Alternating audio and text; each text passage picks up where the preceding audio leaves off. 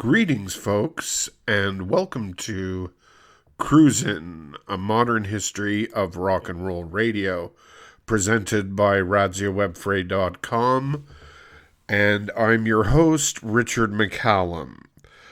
We opened today's program with Perez Paredo, the number one hit of 1955, which is the year we're covering this edition of Cruising. The track was called Cherry Pink and Apple Blossom White and was very popular. It was the number one song, Billboard reports, for 1955. The second track was Tennessee Ernie Ford's rendition of the Ballad of Davy Crockett. The song premiered on the first episode of Disneyland in October 27th, 1954. It was put there to promote the upcoming Davy Crockett trilogy. Writers Tom Blackburn and George Burns composed it in 20 minutes after Walt Disney had the idea to use the song as a device to help move the story along for the kids who would be watching. Tennessee Ernie Ford had a top 5 country and pop hit with it in 1955. Then Fess Parker, who played Crockett on television, also had a hit with it that year. And then Bill Hayes came in and also had a major hit with separate versions of The Ballad of Davy Crockett. A great track, and all of us love the legend of Davy Crockett. Today, we're featuring the program Cruising, and I refer now to the Internet Archive's notes on the series. I'm reading directly from their notes now. The word cruisin doesn't appear in the dictionary, but it's a familiar word to millions of people who did it. Cruisin' the 50s and 60s is a year-by-year recreation of pop music radio during the years 1955 through 1970. Each album is not just a collection of the top pop music of that particular year, but a total recreation by a top disc jockey of that year, doing his original program over a major pop music station. That means actual commercials, promotional jingles, sound effects, newscast simulations, and even record hop announcements, in addition to the original records themselves. The disc jockeys who appear on the series were picked after a month of carefully researching a decade's issues of Billboard, including tabulating all disc jockey mentions.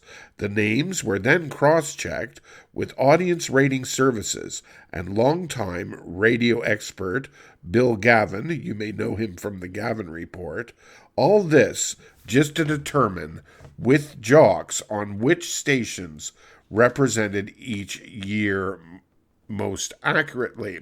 Now, today's program is featuring a broadcast from 1955 with Jumping George Oxford at KSAN in San Francisco Bay Area.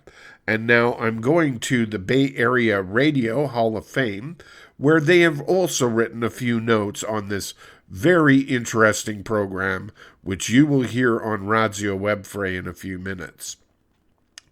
The recreated broadcast that you hear today from KSAN 1450 Radio San Francisco, on the AM dial, of course, Jumping George Oxford 1955.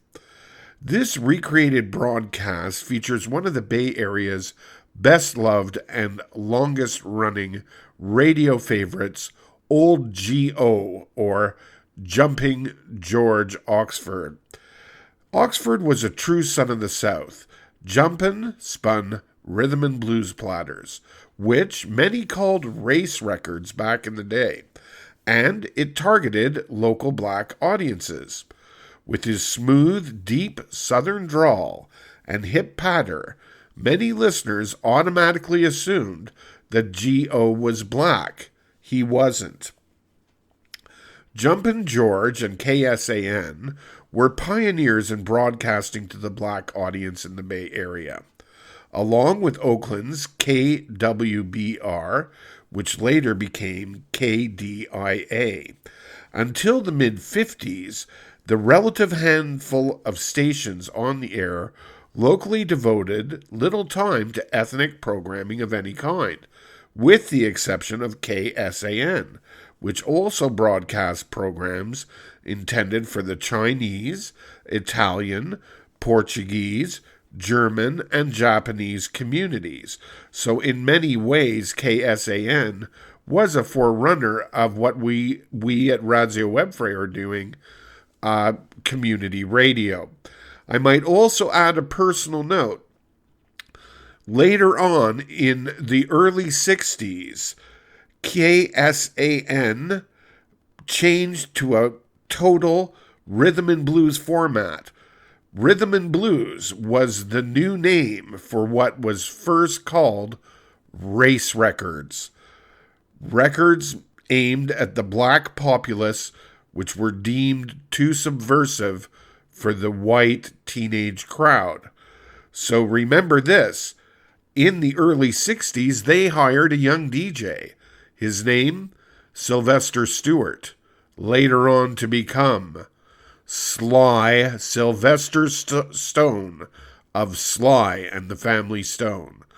So, radio.com, radiowebfray.com, and myself are very proud to present Cruisin 1955, presented exclusively on radiowebfray.com.